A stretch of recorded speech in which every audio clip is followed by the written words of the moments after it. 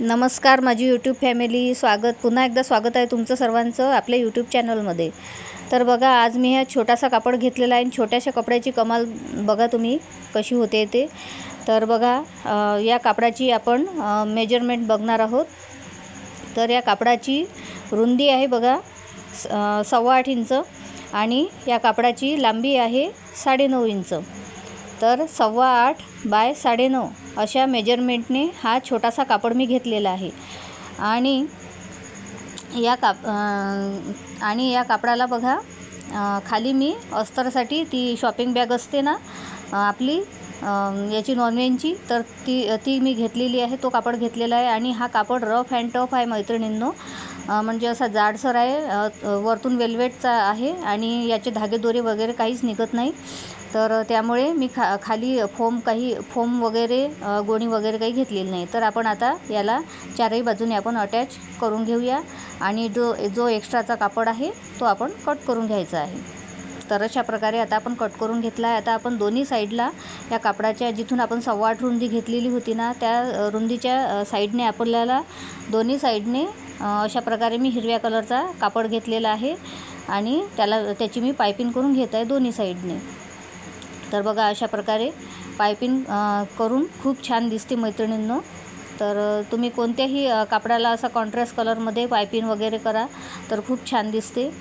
तर तुम्ही जर आपल्या चॅनलवर नवीन असाल तर आता सबस्क्राईब करा, कमेंट करा आणि असेच नवनवीन व्हिडिओ बघण्यासाठी आपल्या चॅनलला सबस्क्राईब करा।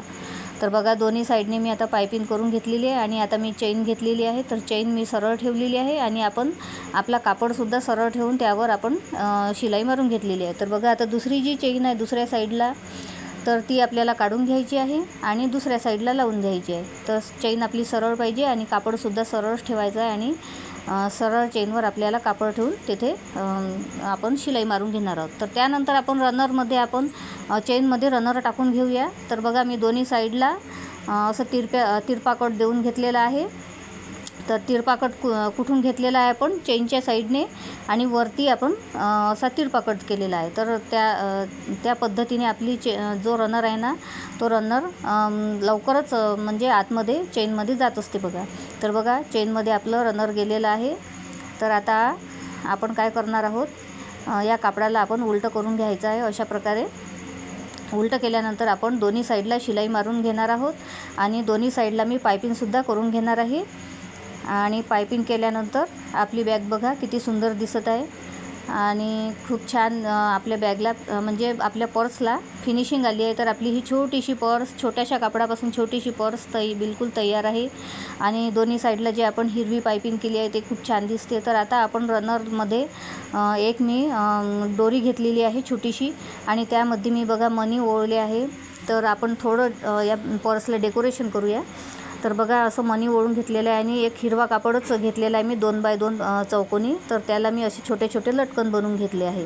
तर बघा, एक्स्ट्राचा कापड आपल्याला कट करून घ्यायचा आहे आणि लटकन आता आपल्याला सरळ करून घ्यायचे आहे, पलटवून घ्यायचे आहे। आणि दुसऱ्या साईडला आपले मणी निसटू नयेत म्हणून आपण गाठ बांधून घ्यायची आहे। तर ती दुसऱ्या साईडला आपण जेव्हा लटकन करू तेव्हा ती गाठ आपल्याला सोडून घ्यायची आहे। तर अशा प्रकारे आपले मणीही निघत नाही, दोन्ही साईडला आपले मणी व्यवस्थित राहतात आणि आपलं काम वाढतसुद्धा नाही। तर अशा प्रकारे मी टिप्ससहित आणि सविस्तर माहितीसहित तुम्हाला सांगत असते।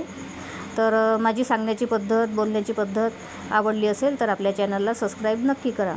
तर बघा, आता आपली पर्स बिलकुल तयार आहे आणि छोट्याशा डेकोरेशन सहित बघा छोटंसं डेकोरेट केलं आहे मी। रनरला एक दोरी लावलेली आहे आणि मणी त्यात ओळून लटकन केले आहे। तर किती सुंदर आपली ही पर्स तयार झाली आहे आणि आतमधून सुद्धा छोटासा स्पेस आहे आणि कापडसुद्धा खूप छान आहे, वेल्वेटचा रफ अँड टफ आहे। तर बघा, किती सुंदर आपली ही पर्स तयार आहे। तर बघा, कसा वाटला व्हिडिओ, आवडल्यास लाईक करा, कमेंट करा, शेअर करा। Bye bye.